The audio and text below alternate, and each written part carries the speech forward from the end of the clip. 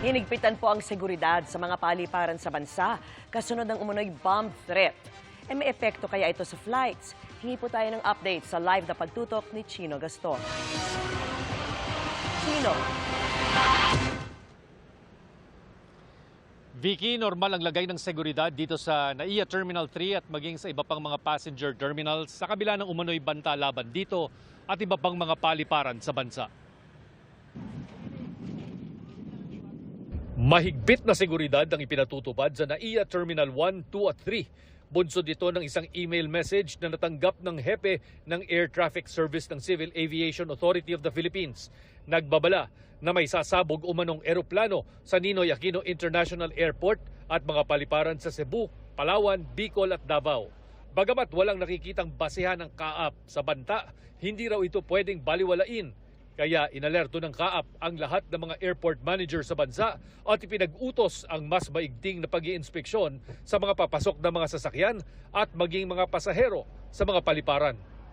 Hindi namin pwedeng baliwalain yung mga ganyan na nag-iistorbo sa ating mga operations. We always take this seriously. Rest assured that we are 24/7 na on alert sa mga airports namin. We are being augmented by PNP ABSE Group. The part ng Intel at the same time sa part ng sa technical, especially para matrace natin kung saan nanggagaling itong buwan na ito. Dito sa NAIA, nagdagdag din ng mga foot patrols, K9 units para magpatrolya sa palibot ng NAIA. Nagdagdag din ng tauhan ng PNP.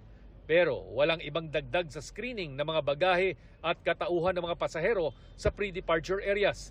Sa pahayag ng Manila International Airport Authority, wala raw inaasang pagbabago sa mga schedule ng flights dahil sa paghihigpit. Bago nito, isang bomb threat sa Bicol ang naging dahilan sa pagtigil ng isang eroplano at pagbaba ng mga bagahe sa runway dahil sa nakitang bomb note umano sa palikuran ng eroplano. Pero sa pag-iimbestiga, wala namang nakitang bomba.